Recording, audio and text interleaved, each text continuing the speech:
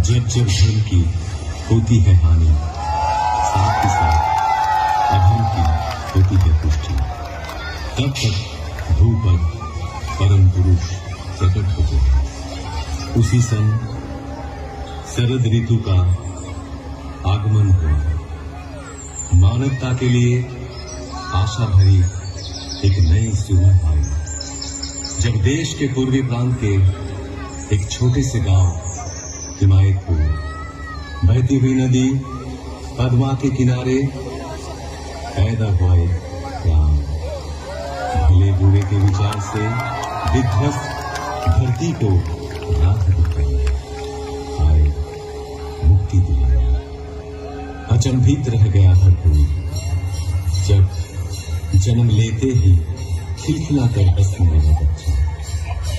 पिता शिव चंद्र चक्रवर्ती, माता मनमोहन देवी। मां ने आदर से नाम रखा अनुकूल, पूरा नाम अनुकूल चंद्र चक्रवर्ती।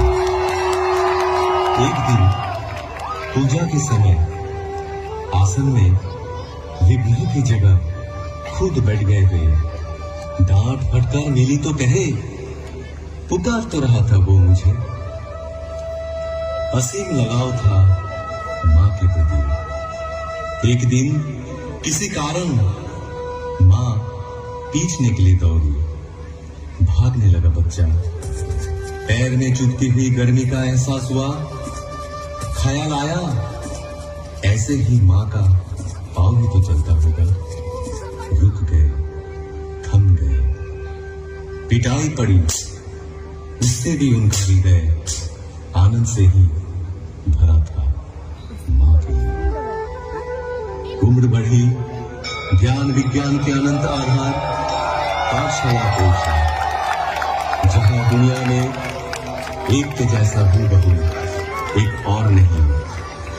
वहां सिखाया जा रहा था, एक और एक दो नहीं मान पाए।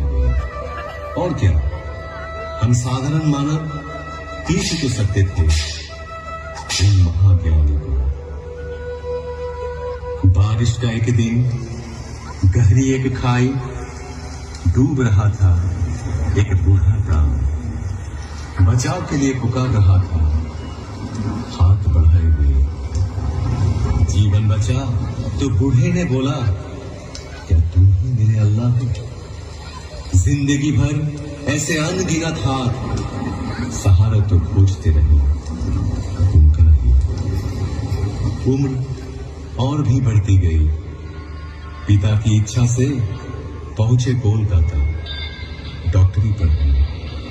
शहर में बिगड़ सकता है बच्चा, इस आशा से घर से पैसा तंगी से ही भेजा जाता है। बड़ी कठिनाइयों से गुजरे हुए दिन रहने लगे गरीब मजदूरों के बीच, पर हालात से हार नहीं मानी। असहाय साधारण जनों के हृदय में बहा दिए करुणा की धारा। समय के पलटने पर लौट आए गांव, वहां भी चलने लगा वैसा ही प्रेम और करुणा का सिलसिला।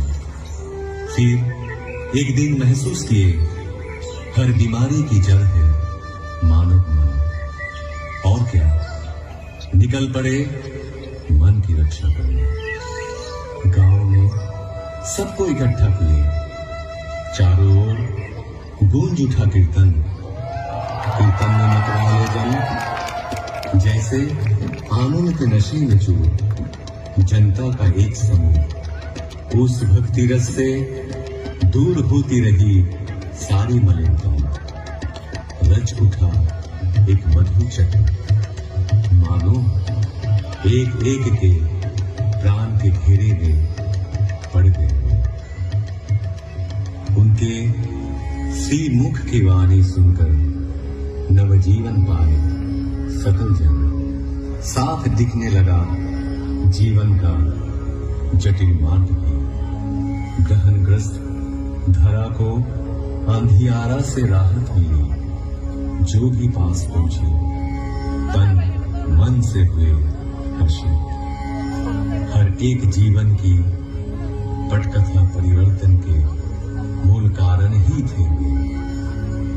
केंद्रित कर उनको एकत्रित होने लगे लोग। आए अर्थार्थी, ज्ञानी, जिज्ञासु, संत भी पहुंचे, दुर्जन भी, त्यागी, संसारी, धनी, निराश्रय, निरक्षर, सब आते रहे आशा की किरण में परिस्नात हुए। रचा कर्मशाला, रचा ज्ञानशाला, आपूर्ति के लिए आनंद बाजार भी। आश्रय पाने आकर प्रश्रय ही मिला हम सबको बेहतर जिंदगी की ओर। उनको घेर के जो मंडली तैयार हुई उसे सब पहचानने लगे सत्संग के नाम से। ऐसे ही एक दिन अचानक उस गांव का सब कुछ पीछे छोड़ कर्म भूमि की हर कुछ त्याग चल पड़े पश्चिम की ओर, पहुंचे देवघर। साल भर बाद आई देश विभाजन के हलाहल से ग्रसित राष्ट्रीय स्वतंत्रता।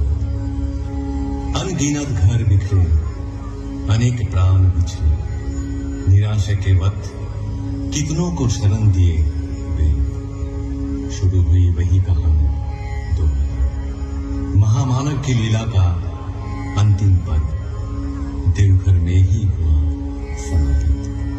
जो रहे उनमें समाहित, जो रहे उनमें मगन, समुकित हो आज भी पाते हुए अपने जीवन में हर एहसास में, हर कदम में यजन, याजन, इष्ट भृति के माध्यम से नियमित, निरंतर ठाकुर को संग सुधा पाए हुए कई जन आदेश पाकर या तो अपनी इच्छा से, दिल और दिमाग से भी किए कोशिश पर असफल रहे। वो कोशिश मानो एक तितली के अपने पंख लहराकर आसमान छूने का प्रयास जैसा। उनका संपूर्ण बयान करना कठिन ही नहीं असंभव साबित हुआ। उनका व्याख्यान हो सकता नहीं, होता ही नहीं। ठाकुर की उपमा केवल ठाकुर ही है। तुम्हार रावे हृदय अमर रावे, तुम्हार रावे हृदय अमर रावे। तुम्हारे बिदाय देव केमन करे, বিশ্ব ভুবন তোমার সুরে বাঁধা, সে সুরে মোর চিত্ত আছে ভরে। তোমার রঙে হৃদয় আমার রূপে তোমার মুগ্ধ আখি তারা, রসে তোমার আকাশ বাতাস ভরা। রূপে তোমার মুগ্ধ আখি তারা, রসে তোমার আকাশ বাতাস ভরা। গন্ধে তোমার হিল্লোলিত ধারা, গন্ধে তোমার হিল্লোলিত ধারা। পরশ বসে